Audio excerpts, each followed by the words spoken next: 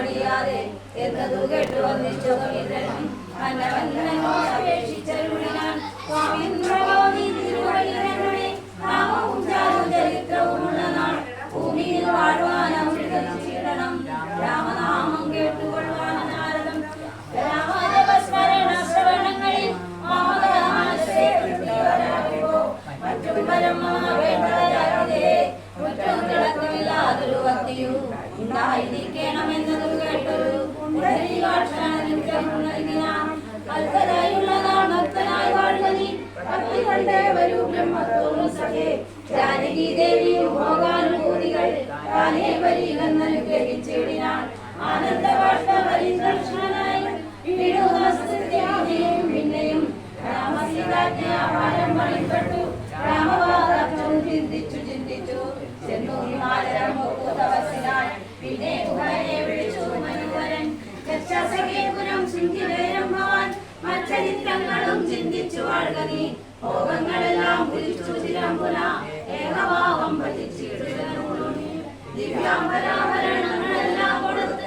രാജഭക്തനെ യാത്ര വഴങ്ങിനാൻ പ്രേമവാരേണ വിയോഗ ദുഃഖം കൊണ്ടു രാമനായ ശിഷ്ടനായ മുഖന്തരാം ഗംഗാ നദീ പരിശോഭിതമായൊരു സിംഹിവേരം പ്രവേശിച്ചു മനുഷ്യനാൻ മൂല്യമില്ലാതെ വസ്ത്രാഭരണങ്ങളും പിന്നെയും പിന്നെയും വേണ്ടുകോളുണ്ടെങ്കിൽ മനവൻപാടകാടം പുണർന്നാതരാൽ മക്കളായവന്മാർക്കു കൊടുത്തുപോയി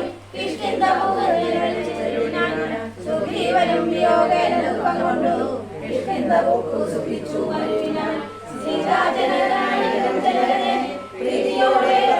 ശേഷവും ചെയ്തു സീതയെ കൊണ്ടുപിടിച്ചു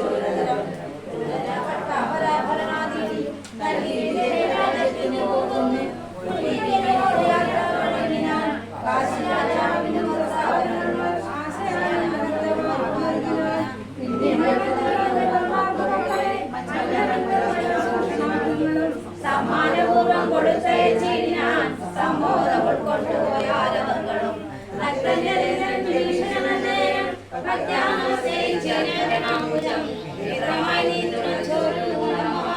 ശത്രുക്കളെ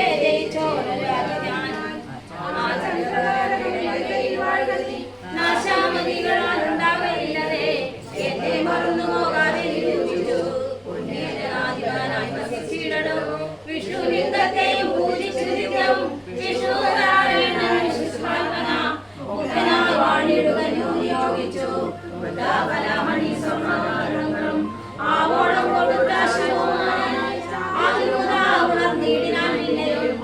ദേവിയോഗ ദുഃഖം കൊണ്ട് കണ്ണുനീർ വീണു മടങ്ങിയും യാത്രയും ചൊല്ലിനാൻ നിർഗമിച്ചാലൊരു ജാതി